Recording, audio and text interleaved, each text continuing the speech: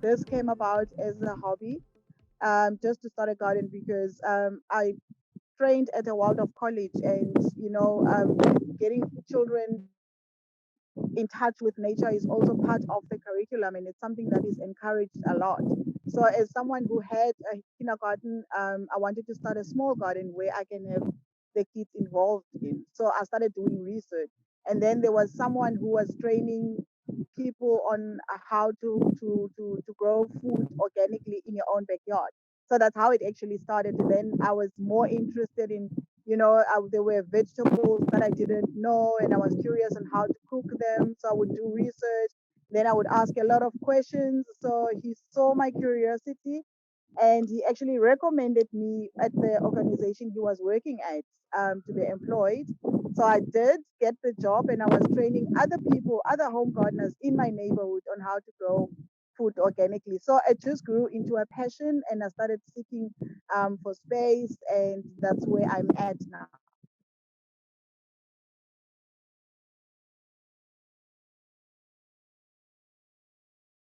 Before Nicole, I actually never thought of co-research. I didn't know. It was a new term for me completely.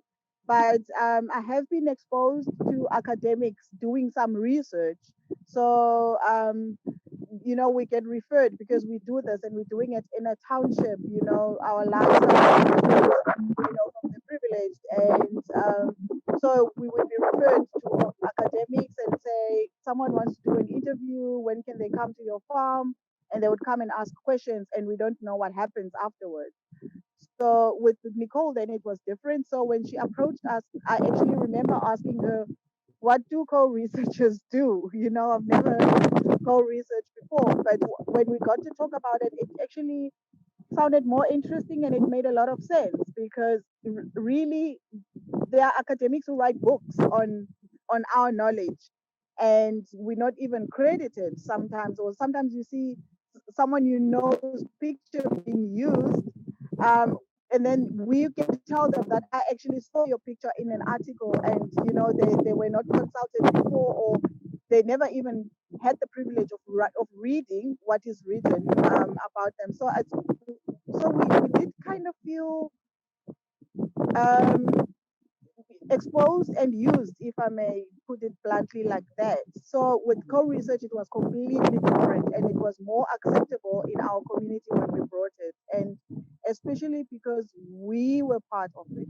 people that they know, people that we live amongst, and people that actually speak the same dialect, because with academics, obviously, the language is completely different, and how to explain certain terms and how things will be done. So it was completely accepted, and it was easy for us to work with the academics because it was being done by us in our community.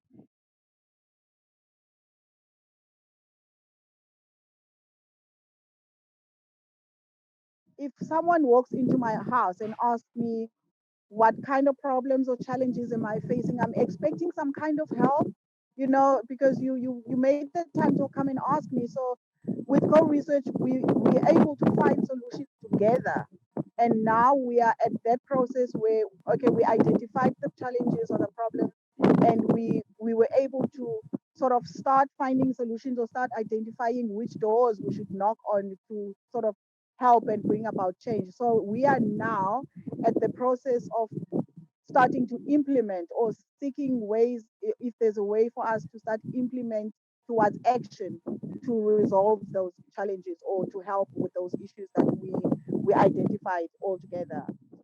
I mean, we farmers, we not text people. So to to have somebody that can actually speak a language that you actually understand, and it's also more about experiences, because you draw from, you start a conversation. It's not about an interview or one-on-one where you ask a question and you get a response. You start a conversation, and you actually get to sort of dig deeper, or get a more background, which gives you a more perspective, or even a clear direction towards the question that's being asked.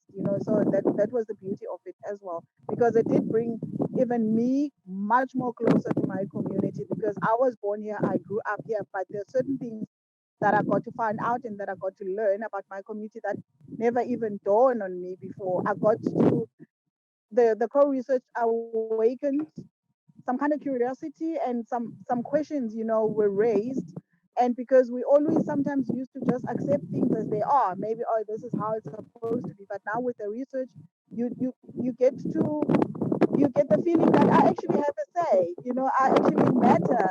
I can actually ask, why is it done like this? Why can't it be done like this? Or this is how I prefer it to be done. And all of that through this whole research. Before, you just accept things the way they are, and you think, that's how it's supposed to be. So that completely, it was a bonus, if I may put it that way.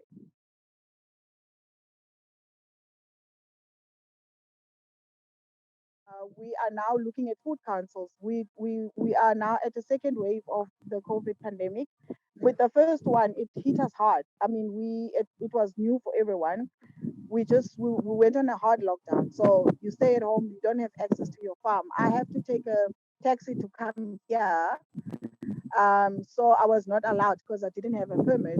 And then only later the government then said, okay, agricultural people are also essential workers, then they can be issued with permits. But for me to obtain that, it means taking a taxi to the city center. I don't have a permit to be on the road to get there. And then I stay in a long queue, and then I come back. They say, okay, this is the cutoff, come back tomorrow. So, it's a risk. So then with the easing of the levels, at least now we have access to our farm.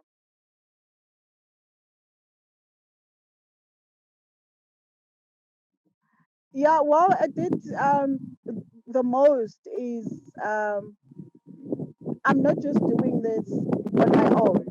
I have co-farmers now, and we get to like, we created social platforms because now we can't meet physically.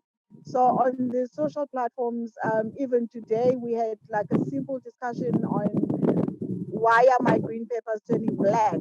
Just those.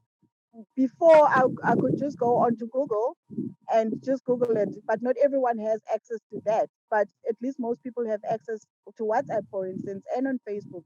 So just on the sharing, if the sisterhood and the brotherhood that is created